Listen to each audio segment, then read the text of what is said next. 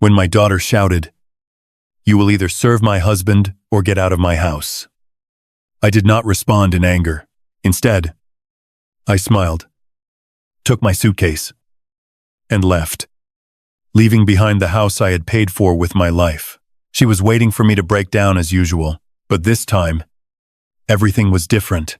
A week later, I had 22 missed calls, and that was far from the end of my plan. They will regret their words and their actions. Before we continue, please subscribe to the channel and let us know where you are listening in the comments. My keys were still warm in my palm when I pushed through the front door. Grocery bags cutting into my wrists. The Saturday afternoon light filtered through the living room curtains, casting everything in that soft spring glow that usually made me smile. Not today. Harry was sprawled in my leather recliner, Martha's last gift to me before the cancer took her. His stocking feet were propped up, a half-empty beer bottle dangling from his fingers. The remote control rested on his belly like he owned the place, which I suppose he thought he did. Old men. He didn't even look up from the basketball game. "Grab me another beer from the fridge while you're up." I set the grocery bags down slowly, feeling the weight of the milk cartons and bread loaves. The plastic handles had left red marks across my palms. "Excuse me." "You heard me." Harry's eyes stayed fixed on the television screen. "Corona. Not that cheap stuff you drink." Something cold settled in my chest. I'd bought those Coronas specifically for him. Spent my Social Security money on beer I'd never touch. "Harry." I just walked in. "I need to put these groceries away." Now he looked at me. His face carried that familiar expression, the one that said I was being unreasonable. "Difficult. What's the big deal? You're already standing. I'm comfortable. The big deal is that this is my house." Harry's feet hit the floor with a thud. He stood slowly, using his height advantage like a weapon. A trizech. He was bigger than me, broader. But I'd been dealing with difficult people long before he was born. "Your house funny because your daughter and I live here. We pay the bills with my money." Details. He stepped closer, beer still in hand. "Look, Clark. We can do this the easy way or the hard way. You want to keep living here peacefully. You play ball. Simple as that." The kitchen door swung open. Tiffany appeared, her blonde hair pulled back in a messy ponytail, dish towel in her hands. She took in the scene, Harry standing over me, the tension thick enough to choke on. "What's going on?" Her voice carried that warning tone I remembered from her teenage years. "Your father's being difficult," Harry said without taking his eyes off me. "I asked him to get me a beer, and he's making it into some kind of federal case." Tiffany looked at me with disappointment, like I was a child acting out. "Dad, just get him the beer. It's not worth fighting over." But Harry wasn't done. He moved closer, close enough that I could smell the alcohol on his breath. "Say, Clark, here's how it's going to work. You live in our house. You contribute. That means when I ask you to do something, you do it. No questions. No attitude. Our house." I kept my voice level, even though my heart was hammering. "That's right."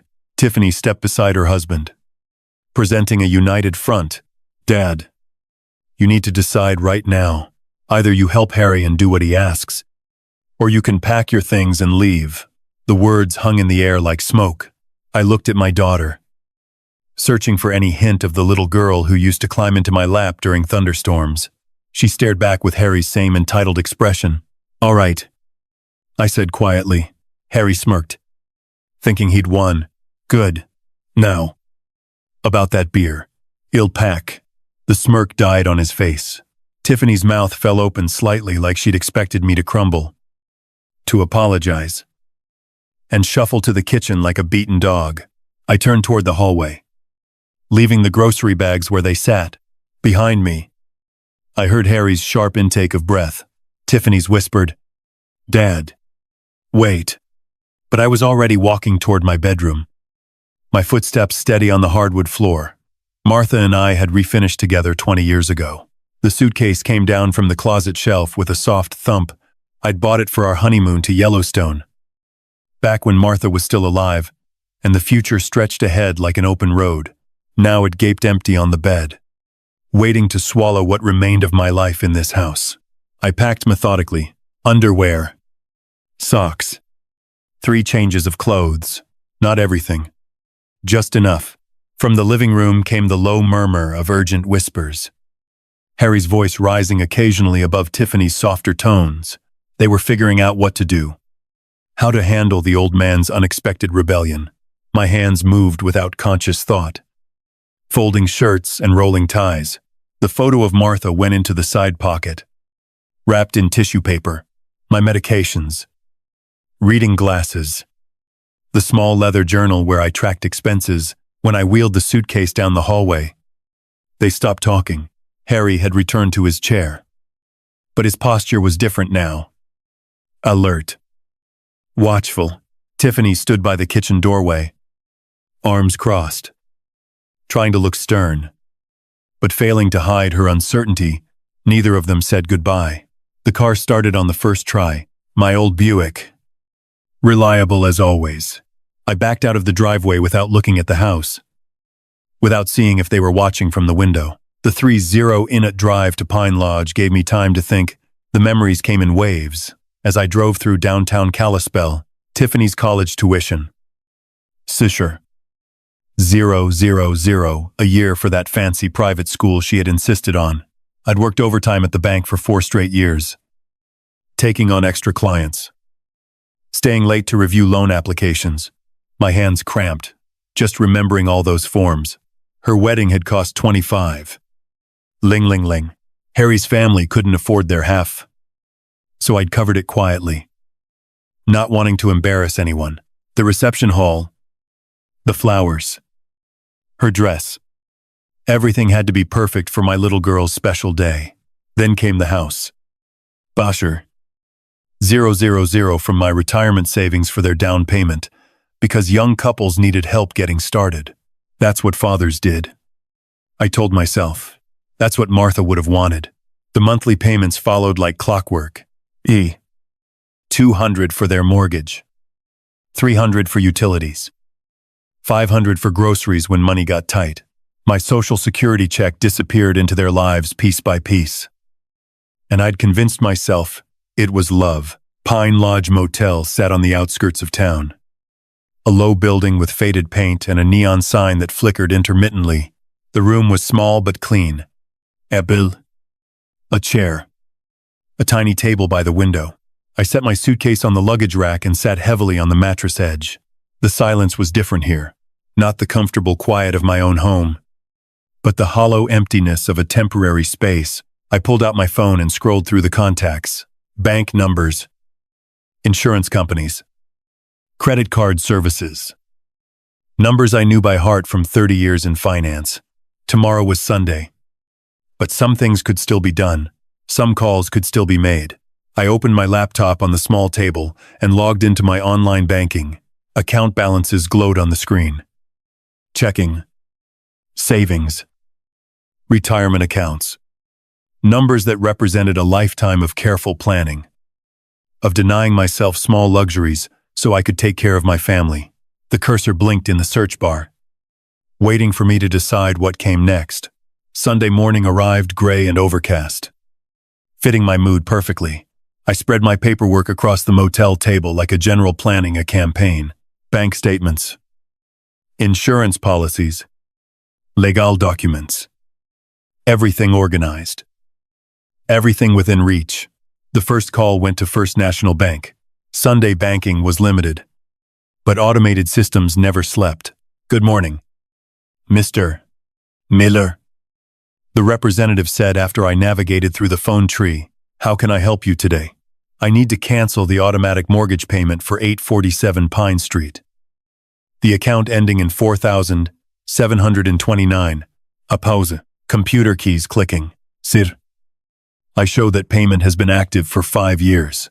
Are you sure you want to discontinue it? Completely sure. May I ask the reason for the change?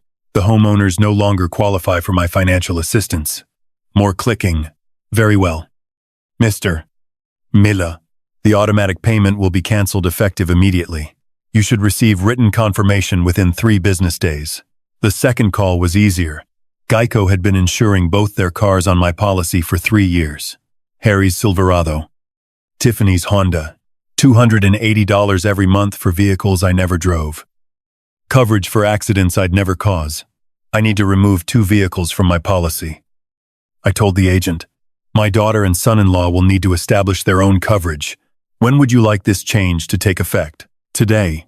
The credit cards took longer. Tiffany was an authorized user on 3 of my accounts.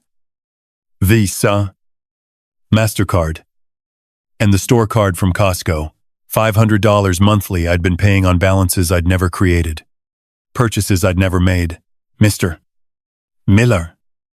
Removing authorized users will require them to apply for their own credit. The Visa representative explained, any outstanding balances will remain your responsibility. But they won't be able to make new charges. I understand. Remove them immediately. Each call felt like lifting a weight from my shoulders. 30 years of banking experience had taught me the system's ins and outs. The legal language, the proper procedures, everything I was doing was completely within my rights. The life insurance change required written documentation. But I started the process. $0,000 that was supposed to go to Tiffany. Money I'd earned to protect my family's future. But family meant something different now. By noon, I'd made 8 calls. Mortgage payments stopped. Insurance canceled. Credit cards blocked. The automatic transfers that had been bleeding. My accounts dry for years. All of it ended with polite conversations and confirmation numbers. I sat back in the cheap motel chair and looked at my notes. Confirmation numbers. Reference codes. Effective dates.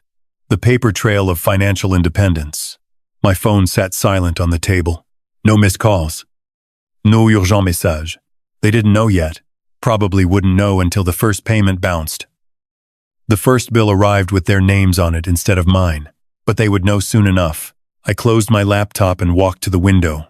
Across the parking lot, an elderly man was loading suitcases into a pickup truck.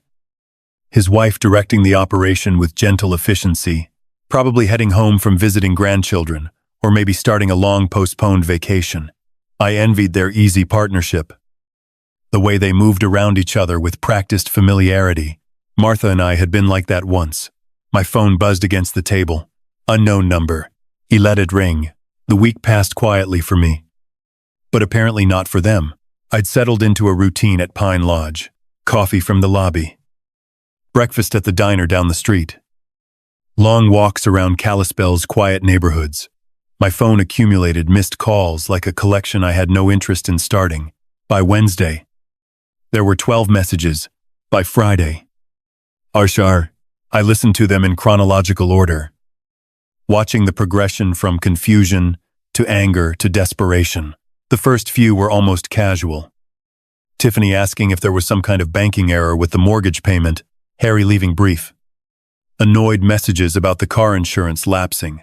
But by the middle of the week, panic had crept in. Dad, what the hell is going on? Tiffany's voice cracked with frustration. The bank says you stop the automatic payment. They want the full amount by Friday, or they'll start foreclosure proceedings. Harry's messages grew increasingly aggressive. Clark, you need to fix this right now. I've got people asking questions about my insurance. You're making us look like deadbeats. The later calls bordered on begging. Tiffany crying, promising they'd work something out if I just called them back. Harry trying a different approach, claiming he'd been too harsh and wanted to make things right. I deleted each message after listening, feeling nothing but mild curiosity about their growing desperation. Thursday morning brought a knock at my motel room door. Through the peephole, I saw them both, Tiffany in a wrinkled sweater, Harry in his work clothes, both looking like they'd slept badly. I opened the door, but didn't invite them in. Dad. Tiffany's eyes were red-rimmed. Her usual composure cracked. We need to talk. About what? Harry pushed forward, his face flushed with anger. About the fact that you're trying to ruin our lives over some stupid argument about beer. I'm not trying to ruin anything. I said calmly, I'm simply no longer paying for your lives. The mortgage. Clark. Harry's voice rose. You can't just stop paying the mortgage. That's our house. Actually, it's my house. My name on the deed. My signature on the loan. You two were just guests. Tiffany grabbed Harry's arm as he stepped closer to the door. Dad. Please. We can work this out. Harry was wrong to talk to you that way. We both were. But you can't just leave us with no warning. No, discussion. You gave me an ultimatum. I reminded her. Do what Harry says, or get out. Those were your exact words. I didn't mean it like that. Yes. You did. I looked at my daughter. Seeing a stranger wearing her face. You meant every word? You just didn't expect me to choose option 2. Harry tried a different approach. His voice artificially calm. Look. We all said things we didn't mean. But you're talking about our home. Our credit. Our whole lives. You can't just pull the rug out like this. I can, and I did. I started to close the door. You wanted me to leave. I left. You wanted to handle your own lives. Now you can... Dad. Wait. Tiffany's voice broke. What about family? What about everything we've been through together? I paused, looking at her desperate face. For a moment, I remembered the little girl who used to help me rake leaves in the fall, who brought me dandelions she'd picked from the yard. But that little girl had grown into someone who could stand by while her husband humiliated her father in his own living room. Family works both ways. Sweetheart, I said quietly, I spent 5 years taking care of you both. When it was time for you to take care of me, you chose him instead. Harry's fake composure cracked. You crazy old bastard. You can't just... I can call the police if you keep raising your voice. I interrupted. This is private property. And you're disturbing the peace. They stared at me, probably seeing me clearly for the first time in years. Not the soft-hearted father and grandfather-to-be. Not the convenient bank account with legs. Just a man who'd finally learned to say no. Harry grabbed Tiffany's elbow. Come on. We'll figure this out ourselves. They walked back to their car. Harry's swagger replaced by worried hunching. Tiffany looking back over her shoulder like she was seeing a stranger. I watched them drive away. Then closed the door and returned to my laptop. There were still calls to make.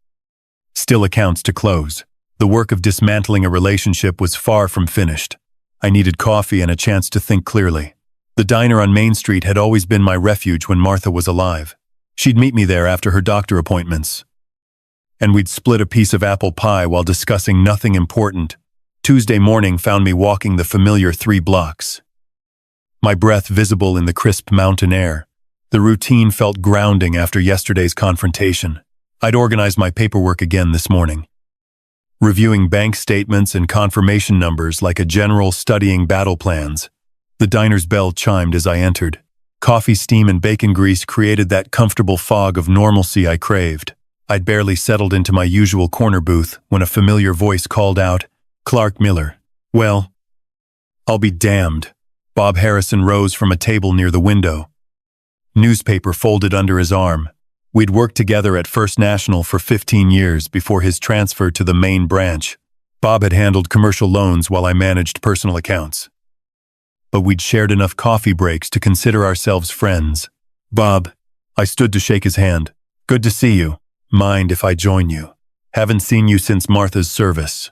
He slid into the opposite seat without waiting for an answer. Heard you moved out to Pine Lodge. Everything all right? The waitress appeared with coffee before I could answer. I used the interruption to consider how much to share. Bob was trustworthy, but he was also a banker with professional obligations. Family situation, I said finally. Needed some space to think things through. Bob nodded slowly, studying my face. That son-in-law of yours tried to pull a fast one on us a few months back. My coffee cup stopped halfway to my lips. What kind of fast one? Wanted a home equity loan on your house. 50美元. Ling ling ling. Bob's expression darkened. Claimed it was his property. Brought in documentation and everything. The diner's ambient noise seemed to fade. My house. He said he owned my house. That's right. Had some paperwork that looked official at first glance. But when we ran the title search, Bob shook his head. Everything came back to you. Of course. Clean title. No cosigners. Nothing that would give him any claim to the property. I set my cup down carefully, processing this information. When exactly did this happen? December? Maybe January. I handled the application personally because of the amount involved. Bob leaned forward, lowering his voice. Clark. He wasn't just mistaken about ownership. This was deliberate fraud. The documents he brought in were forged. The implications hit me like cold water. 3 months ago, Harry had been planning to steal from me. This wasn't desperation born from our current crisis. This was premeditated deception. Did you report it? We rejected the application and flagged his information in our system. Technically, since no money changed hands. It's a gray area legally, but I kept copies of everything. Bob studied my expression. You really didn't know about this. I shook my head, thinking about all those monthly payments I'd been making. All the dinners where Harry had complained about money troubles while planning to rob me behind my back. What was he going to use the money for? Bob glanced around the diner, then leaned closer. According to his application, home improvements. But word around town is Harry's got gambling debts. Pretty substantial ones. How substantial? Jim Morrison might know more. You remember Detective Morrison? He mentioned something about Harry being a regular at Glacier Peaks Casino. I did remember Jim Morrison. We'd served on the church building committee together, and his daughter had been in Tiffany's graduating class. If Jim had information about Harry's gambling, it was probably accurate. Bob, I appreciate you telling me this. I pulled out my wallet to pay for coffee I'd barely touched. Clark, be careful. A man who'd forged documents to steal from family might do other desperate things when he's cornered. I walked back to Pine Lodge with my mind racing. Harry's beer demand and disrespect suddenly made more sense. He had already seen me as a mark, a convenient source of cash for his gambling habit. The ultimatum wasn't about establishing dominance. It was about maintaining access to money he believed he was entitled to steal. Back in my motel room, I opened my laptop and created a new document titled Harry Thompson Evidence. Bob's revelation was just the beginning. If Harry had been lying about this, what else had he been hiding? The courthouse closed at 5:00 p.m. I had 1 hour to file the paperwork that would change everything. After lunch, I drove straight from the diner to the Flathead County Courthouse, an imposing brick building that had intimidated me as a young man, but now seemed like an ally. The clerk's office was on the second floor, staffed by a middle-aged woman who processed my eviction notice with professional efficiency. Mr. Miller, you understand this is your daughter's residence. She reviewed the property deed I'd provided. Comparing it to the eviction documents, it's my property. The residents have violated the terms of their occupancy. What terms would those be? I'd prepared for this question. Verbal agreement requiring mutual respect and contribution to household expenses. Both conditions have been breached.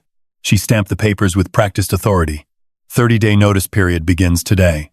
If they contest, we'll schedule a hearing. Otherwise, the sheriff will serve final papers after the deadline. How long before they receive this? Sheriff's Department handles service of process, usually within 48 hours. I thanked her and collected my copies, feeling the weight of legal authority behind my actions. No more financial manipulation or emotional blackmail. Everything was going through proper channels. Now my next stop was the police station. Detective Jim Morrison's office was tucked in the back corner of the building. A cramped space dominated by filing cabinets and coffee-stained paperwork. Jim had aged since I'd last seen him. More gray hair, deeper lines around his eyes. But his handshake was still firm. Clark, what brings you to my corner of the world? Information gathering. Bob Harrison mentioned you might know something about Harry Thompson's gambling activities. Jim's expression shifted to professional interest. Your son-in-law. What's the context here? I explained the situation briefly. The ultimatum. My departure. The discovery of Harry's attempted loan fraud. Jim listened without interrupting, occasionally making notes.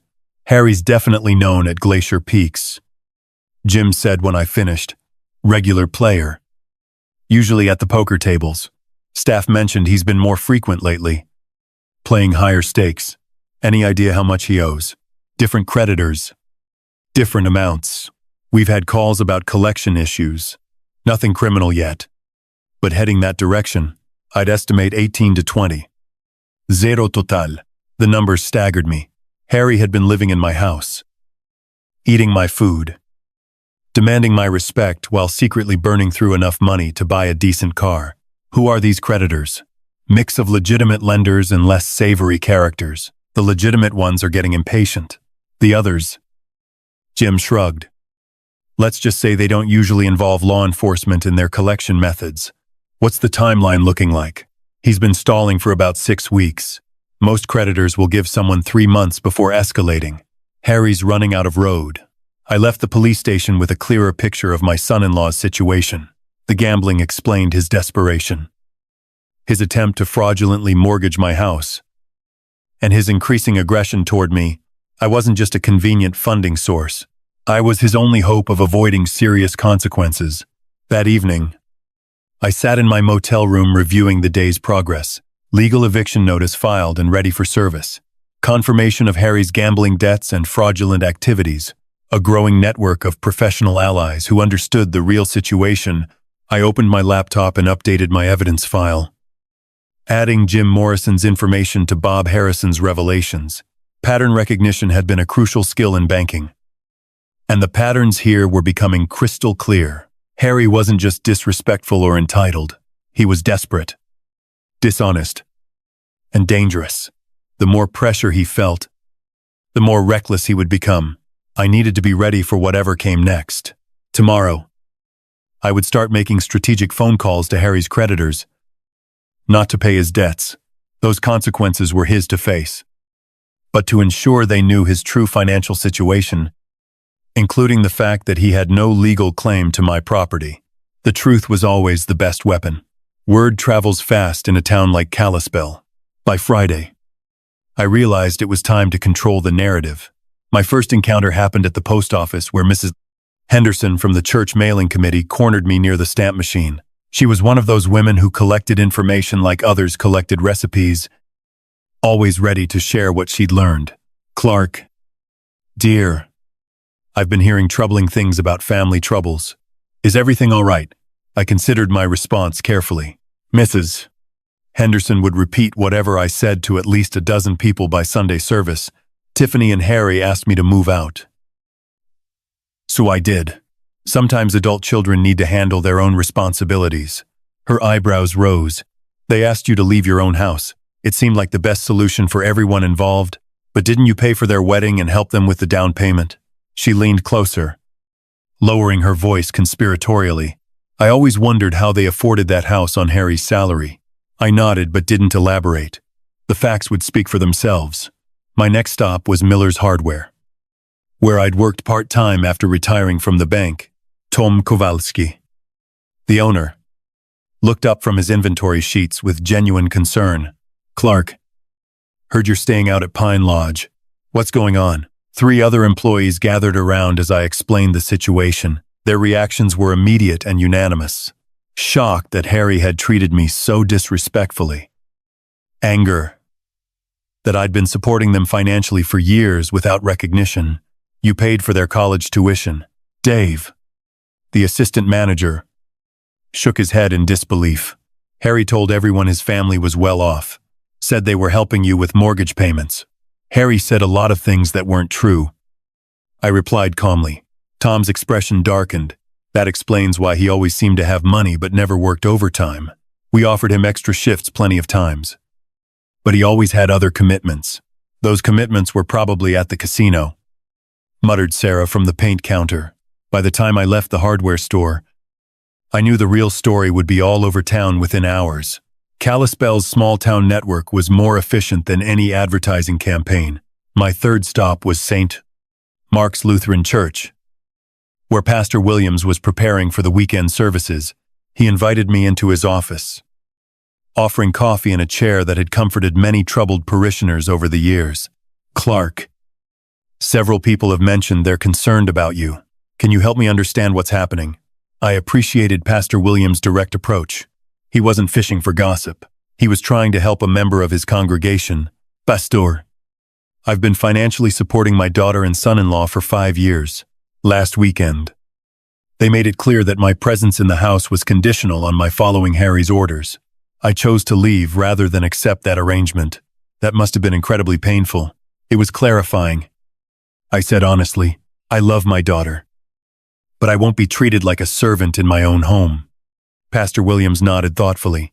Sometimes loving someone means allowing them to face the consequences of their choices. It sounds like you've been protecting them from those consequences for a long time. Too long. I think, during my walk back to the motel, I stopped at Annie's coffee shop for an afternoon cup. The place was busy with the usual Friday crowd. Retirees, off-duty workers, mothers with strollers. I found a small table in the corner and listened to the conversations flowing around me. Heard Harry owes money all over town. Clark Miller's been paying their bills for years. Always seemed odd how they lived so well on his salary. The information was spreading exactly as I'd expected. Small towns were like organisms. They processed information quickly and efficiently, separating truth from fiction through collective wisdom. My phone rang as I was leaving the coffee shop. Mrs. Patterson, my next-door neighbor for 20 years. Clark. I hope you don't mind me calling. I wanted you to know there's been a lot of shouting at the house lately. Mostly Harry. But Tiffany too. Yesterday, the police drove by twice. Thank you for letting me know. Mrs. Patterson, I appreciate you keeping an eye on things. Are you safe where you're staying? Do you need anything? The genuine concern in her voice reminded me that community support came in many forms. I'm fine. Thank you. Just taking things one day at a time. That evening, I sat in my motel room reviewing the day's conversations. The social pressure was building naturally without any vindictive effort on my part. People simply recognized injustice when they saw it clearly. My phone rang again. Unknown number. But I recognized the area code. One of Harry's creditors, most likely. I let it go to voicemail. Then listened to the message. This is Marcus Webb from Frontier Financial Services. We're looking for Harry Thompson regarding a past due account. Please call us at your earliest convenience. They were calling me because Harry had probably listed my house as his address on credit applications. More evidence of his deception. More proof that he'd been planning to make me responsible for his debts. I deleted the message and opened my laptop. Time to update my evidence file with today's discoveries. I should have expected them to fight back. Harry never was one to go down quietly. Saturday morning started peacefully enough. I was reviewing bank statements over coffee when my phone began ringing. First Tom from the hardware store. Then Mrs. Henderson. Then Pastor Williams. Each call brought the same disturbing news. Harry was making rounds through town, spreading an alternative version of events. Clark, I think you need to know what he's saying. Tom's voice carried barely controlled anger. He came in here about an hour ago. Loud as you please. Telling everyone you abandoned them without warning. Claims you promised to always take care of them. Then changed your mind out of spite. What exactly did he say? That you're having some kind of mental breakdown. Said you threw them out because Tiffany wouldn't let you control every decision in their lives. Tom paused. He's also claiming there's a family medical emergency that requires money and you're refusing to help. I thanked Tom and hung up. My mind already working through the implications. Harry was desperate enough to launch a public relations campaign, which meant the pressure from his creditors was intensifying. The next call confirmed my suspicions. Mr. Miller. This is Detective Morrison. I wanted to give you a heads up. Harry Thompson was here this morning, filing a complaint about elder abuse. Claims you're being manipulated by someone at the bank to make bad financial decisions. Elder abuse. Complete nonsense. Of course, but he's trying to create an official record of your supposed mental incompetence. I told him we'd need medical documentation and witness statements, which he obviously can't provide. 20 minutes later, my phone rang again. Tiffany's number. Dad, please pick up. I know you're angry, but there are things you don't understand. Her voice was thick with tears. I'm pregnant. Dad, the stress from all this is making me sick. The doctor says if things don't calm down, I could lose the baby. I felt a familiar twist in my stomach. The same protective instinct that had made me vulnerable to their manipulation for years. But something in her tone seemed rehearsed. Desperate in a calculated way. Congratulations on the pregnancy. Sweetheart, when did you find out? Last week, right before everything fell apart. Her voice broke convincingly. Dad, I can't lose my baby because of money problems. You always said family comes first. Family does come first. That's why I spent $60. Zero, zero, zero on your education and $25. Zero, zero, zero on your wedding. But what about now? What about your grandchild? The question hung in the air. If she was really pregnant, if there was really a medical crisis, then my actions could have unintended consequences. But the timing seemed too convenient. The emotional manipulation too practiced. Tiffany, have you seen a doctor about these pregnancy complications? A pause. I have an appointment next week. Which doctor? Doctor Richards at the women's clinic. I knew Dr. Richards. Martha had seen her for years. I'll call her office to see how I can help with medical expenses. Dad, you don't need to call if there's a genuine medical emergency involving my grandchild. I want to help. Doctor Richards will know the best way to handle things. Tiffany's voice became sharp. You can't just call my doctor. That's private information. You're right. You can have her call me directly to discuss payment options.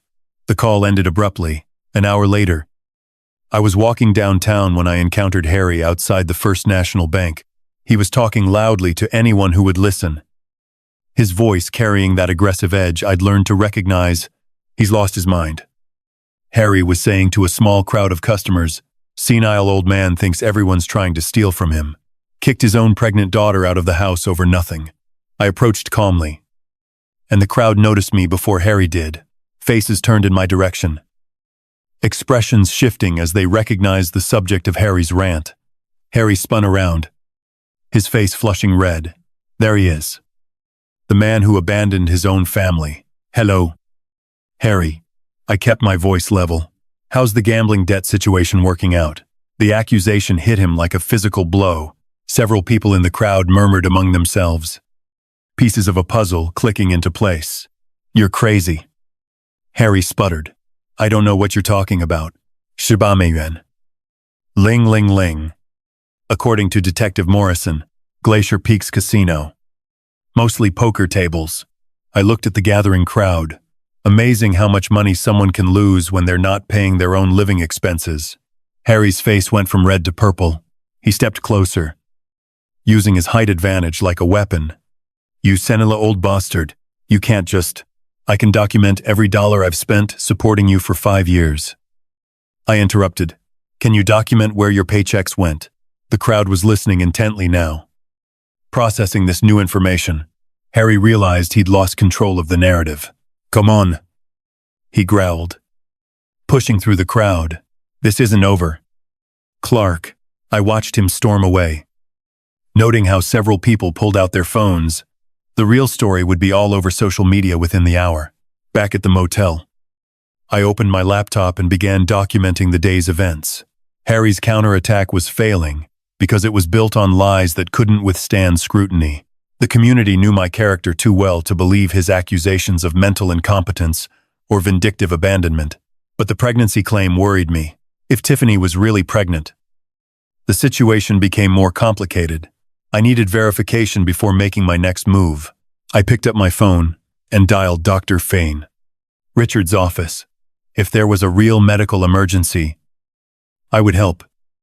But I wouldn't be manipulated by fabricated crisis. Harry's public threats had crossed the line. I walked back to my motel room, pulled out my phone, and called Detective Morrison. James, we need to talk. Harry's behavior today showed a pattern of escalation that concerns me. How so? He confronted me publicly, made threatening gestures in front of witnesses, and his whole demeanor suggested someone losing control. I looked out my motel window toward downtown. I'd like to file a formal complaint and explore protection options. Come in tomorrow morning. Bring any documentation you have. But I didn't need to wait until morning. Steve Brennan, the Pine Lodge night manager, knocked on my door an hour later. Mr. Milla, that man who was yelling in our parking lot earlier. He came back about 20 minutes ago, stood outside your door for maybe 5 minutes, then left, made some guests nervous. Steve was a retired Army sergeant who'd seen enough trouble to recognize it developing. Did he say anything specific? Muttered something about teaching old fools lessons. I've got it on security video if you need it. Security footage. Physical evidence of Harry's threatening behavior on private property. Steve, would you be willing to provide that footage to the police? Absolutely. Guy like that shouldn't be intimidating elderly residents. The next morning, I arrived at the police station with Steve's security USB drive and a written timeline of Harry's escalating behavior. Detective Morrison reviewed everything with professional thoroughness. Clark, this shows a clear pattern of intimidation, combined with what I witnessed yesterday at the bank. We have grounds for a restraining order. What would that involve? Legal prohibition against Harry coming within 500 feet of you or your property. Violation means immediate arrest. Jim leaned back in his chair. There's something else you should know. Harry consulted with a lawyer Friday about adverse possession laws. The words hit me like cold water. Squatters' rights. Exactly. He was researching whether he could claim legal ownership of your house based on living there continuously. Jim's expression was grim. Montana requires 5 years of hostile occupation. They've been there 3 years. He was planning to wait 2 more years. Then file a claim. The implications staggered me. Harry hadn't just been freeloading. He'd been executing a long-term plan to steal my family home through legal technicalities. Does he have any legitimate claim? None whatsoever. Adverse possession requires hostile occupation without the owner's permission. Since you gave them permission to live there, and they never paid rent or property taxes, there's no legal basis. Jim pulled out a file folder, but it shows premeditation. He's been planning this theft for years. What about the restraining order? I can fast-track it given the evidence. You'll have it by this afternoon. I left the police station with a new understanding of my son-in-law's character. The beer incident hadn't been about establishing dominance. It had been about maintaining a deception that would culminate in stealing my home. Walking back to my car, I pulled out my phone and scrolled through my contacts. Time to make some strategic calls. The first was to Marcus Webb at Frontier Financial Services, one of Harry's creditors who'd been calling my number. Mr. Webb, I'm returning your call about Harry Thompson. I need to clarify something important. He doesn't live at my address anymore and has no legal claim to my property. He listed that address as his residence on all credit applications. He was a guest in my home. I evicted him last week. If you're looking for him, he works at Mountain View Auto Dealership on Highway 93. The second call was to Continental Credit Recovery. This is Clark Miller. You've been calling about Harry Thompson's debts. I want to clarify that Mr. Thompson has no ownership interest in my property and is no longer residing there. Each call was brief and factual. I wasn't paying Harry's debts or providing personal information, just correcting the false address he'd been using to avoid his creditors. By noon, I'd contacted 6 different collection agencies. Harry's carefully constructed house of cards was about to collapse. That afternoon, Judge Morrison signed my restraining order. Harry Thompson was now legally prohibited from coming within 500 feet of me or my property. Violation would result in immediate arrest and possible jail time. I drove back to Pine Lodge, feeling the satisfaction of justice properly applied. Harry had spent 3 years planning to steal my home. Now he couldn't even approach it legally. My phone buzzed with a text from an unknown number. This isn't over. Olmen. I forwarded the message to Detective Morrison, then blocked the number. Evidence collection had become second nature. Monday morning, I filed the restraining order. By noon, I was watching Harry's world collapse from multiple directions. The courthouse clerk stamped the final copy with efficient authority. Mr. Miller, this order is effective immediately. Any contact or approach within 500 feet constitutes a violation. I thanked her and walked to my car, knowing the sheriff's deputy would serve Harry the papers within hours. My phone was already ringing. Clark, this is Mike Brennan from Mountain View Auto. Mike was Harry's boss, a decent man who'd built his dealership on reputation and trust. I need to ask you something directly. Are the things Harry's been saying about you true? What has he been saying? That you had some kind of breakdown and threw him out because of dementia? That there's a family medical emergency and you're refusing to help? Mike's voice carried skepticism. Thing is, Clark, I've known you for 20 years. This doesn't sound like the man who co-signed my son's first car loan, Mike. Harry gave me an ultimatum to obey his orders or leave. I chose to leave. There's no medical emergency, and my mental faculties are as fine as my banker. Lawyer. And police detective can confirm. A long pause. I was afraid of that. Clark. I've got 3 customers today who mentioned Harry owing them money. One recognized him from the casino. This is affecting my business. I understand. I'm going to have to let him go. Can't have this kind of controversy around customers who trust us with major purchases. 20 minutes later, I was having coffee at Annie's when I saw the first debt collector pull up to my former house, Continental Credit Recovery. Based on the magnetic door sign, I'd spoken with them Friday about Harry's false address claims. My phone rang. Tiffany's number. Dad. There are men at the house asking about Harry's debts. They want to know about our assets. Our income. Everything. Her voice carried genuine panic now. What did you tell them? I told them the truth. That Harry doesn't own my property and no longer lives there. But they're talking about garnishing wages. Seizing assets. Dad. I don't understand any of this. Sweetheart. That's what happens when someone borrows money they can't repay. Those are consequences Harry created. Not me. He owes $18. Ling ling ling. How is that possible? So she really hadn't known the full extent. Gambling debts. Glacier Peaks Casino. According to Detective Morrison, silence on the line. Then quietly, he told me he was working overtime those nights. I'm sorry you're learning this way. Tiffany, and the sheriff's deputy was here too. Served Harry some kind of legal papers. He's been ranting and throwing things ever since. The restraining order, Harry was probably just realizing that his options had evaporated completely. Dad. He's talking about leaving town. Says there's nothing left here for him. Her voice cracked. What am I supposed to do? Make decisions based on who Harry really is. Not who you hoped he was. That evening, I parked across the street from my former house and watched the chaos unfold. 3 different creditor vehicles had visited during the day. Mrs. Patterson next door waved at me sadly. She'd been watching the situation develop with the concern of a longtime neighbor. Through the living room window, I could see Harry and Tiffany arguing. His gestures were aggressive. Desperate. Hers looked defensive. Frightened. The fairy tale marriage built on my financial foundation was crumbling as reality intruded. My phone buzzed. A text from Steve at Pine Lodge. That guy tried to get in the building again. Told him about the restraining order. He left. But he was really angry. I forwarded the message to Detective Morrison. Harry was violating the restraining order within hours of being served. His desperation was making him reckless, which made him dangerous. But it also made him predictable, a desperate man with gambling debts. No job.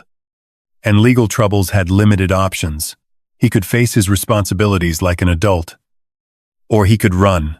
Given what I'd learned about Harry's character, running seemed most likely. I drove back to Pine Lodge. Considering the implications, if Harry fled town to escape his creditors, what would happen to Tiffany? Would she go with him? Choosing loyalty to a man who deceived her for years? Or would she finally see him clearly and make a different choice? Either way, the consequences were theirs to face. I'd spent 5 years protecting them from reality. That protection had ended the day they asked me to choose between my dignity and their demands. I'd chosen dignity. Now they could choose their own path forward. 2 days of watching their desperation was enough. I called Tiffany Wednesday morning and told her to meet me at the diner. Just her. I can't leave Harry alone right now.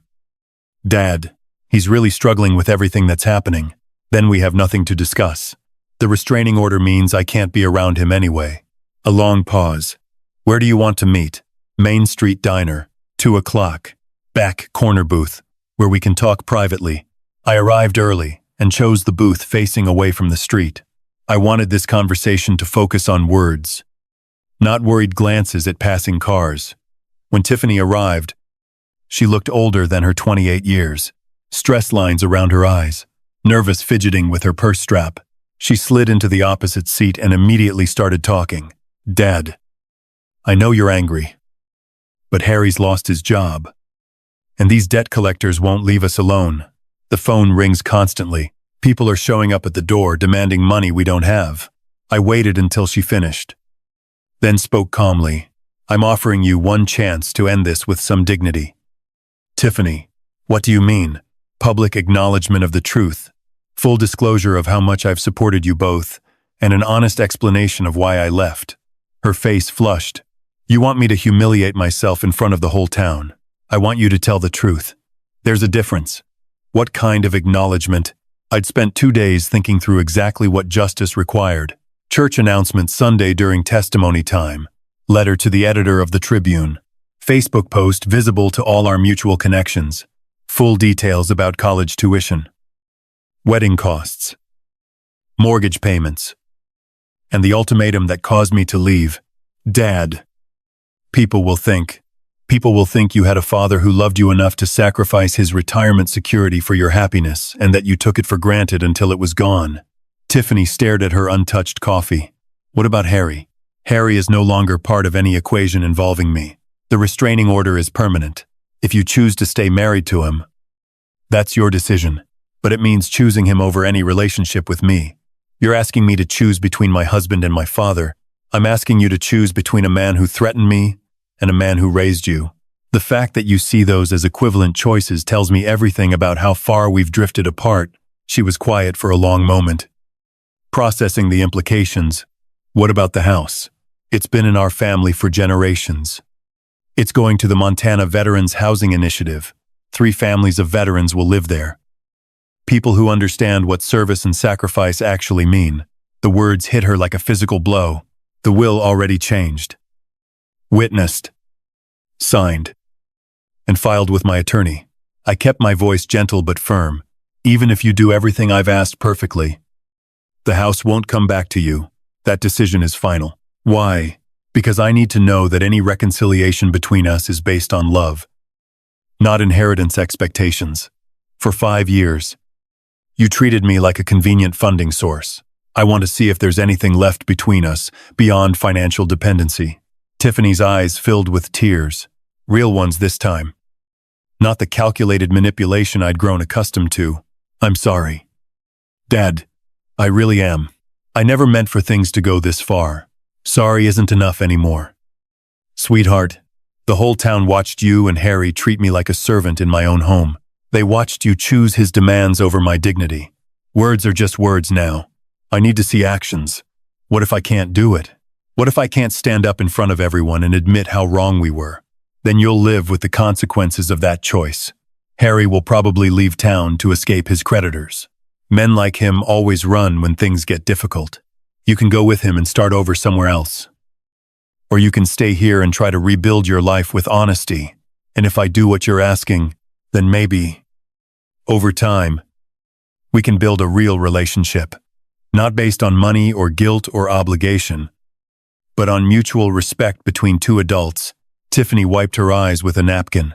How long do I have to decide? Sunday morning. Church starts at 10:00.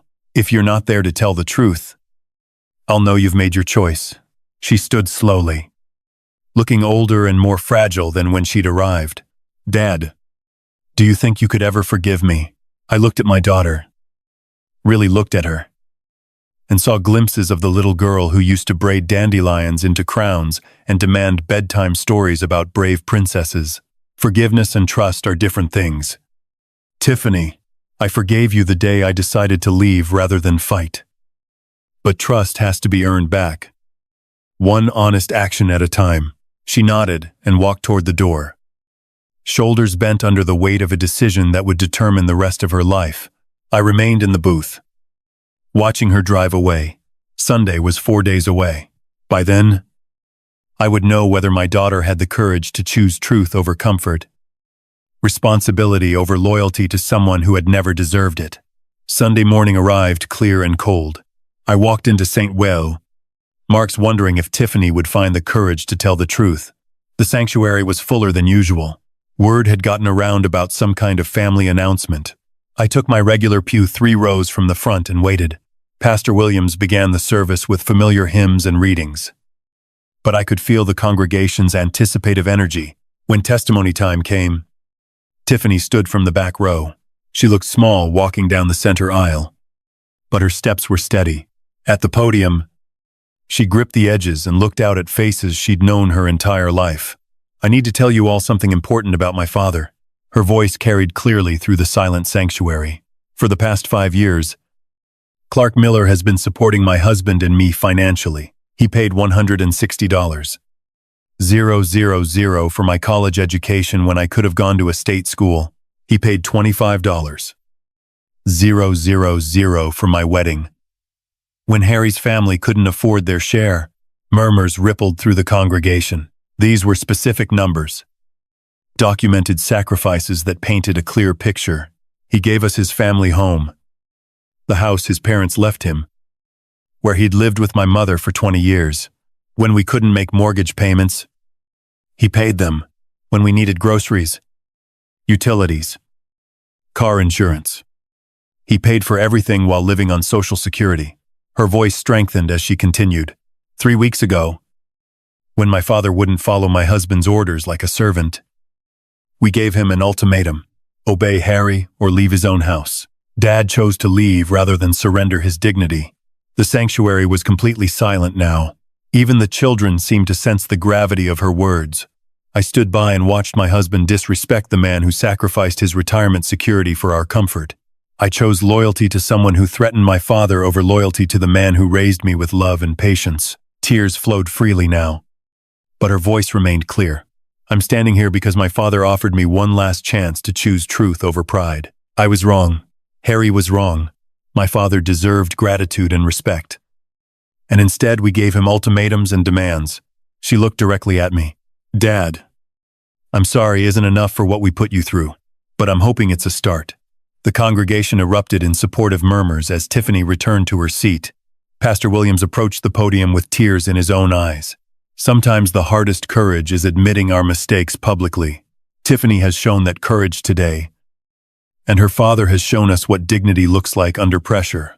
After the service, people approached me with embraces, handshakes, and words of support. "Mrs. Henderson squeezed my hand. We all suspected you were helping them financially. Clark, what we didn't know was how they repaid your kindness." Tom from the hardware store clapped my shoulder. "That took real character." "What you did. Setting boundaries isn't easy when family's involved. But the most meaningful moment came when Tiffany approached me outside the church. The letter to the Tribune will run Wednesday. The Facebook post goes up tonight." She hesitated. "Harry left town yesterday. Packed his truck while I was at work and disappeared. No forwarding address. No note. Nothing." I wasn't surprised. Men like Harry always ran when confronted with consequences. "I'm sorry your marriage ended this way." "I'm not," she said quietly. "I filed for divorce this morning. Found out he'd been using my credit cards for gambling without telling me. The debts are worse than we thought." 3 months later, I stood in the front yard of my former family home, watching 3 veteran families move into the transitional housing units the Montana Veterans Housing Initiative had created. The house had been renovated into separate apartments, each family getting privacy while sharing common areas. Staff Sergeant Maria Santos, recently returned from deployment, directed her 2 children toward the playground equipment donated by local businesses. "Mr. Miller, this opportunity means everything to us. Thank you for choosing veterans for this gift. Veterans understand sacrifice." I replied, "This house should serve people who've actually earned it." My own life had settled into peaceful routines at the lakeside cabin I'd purchased, with money no longer flowing to ungrateful dependents. Morning coffee on the deck overlooking Flathead Lake. Afternoon fishing. Evening reading. Simple pleasures that felt luxurious after years of financial stress and family drama. The cabin was small but perfectly suited to my needs. 2 bedrooms. A kitchen where I could cook actual meals instead of eating restaurant food constantly. And a dock where I could launch my small fishing boat. My phone buzzed with a text from Tiffany. "Dad, I'm 3 months into counseling and learning a lot about healthy relationships. Could we try having coffee sometime? I'd like to earn your trust back. One conversation at a time." I smiled, looking out at the lake where an osprey was fishing in the shallows. Tiffany had kept her word about the public acknowledgments. The newspaper letter had been thorough and honest. The Facebook post had generated dozens of supportive comments from community members who finally understood the real story. More importantly, she was taking responsibility for rebuilding our relationship instead of expecting forgiveness without effort. I typed back, "Coffee sounds good." Saturday morning at the diner, her response came immediately, "I'll be there. And Dad, thank you for not giving up on me completely." I set the phone aside and watched the osprey rise from the water with a fish in its talons. Sometimes patience and dignity were rewarded, even when the wait seemed endless. The sun was setting over the Rockies, painting the lake surface gold and orange. In the distance, I could hear children laughing at the veterans' housing complex.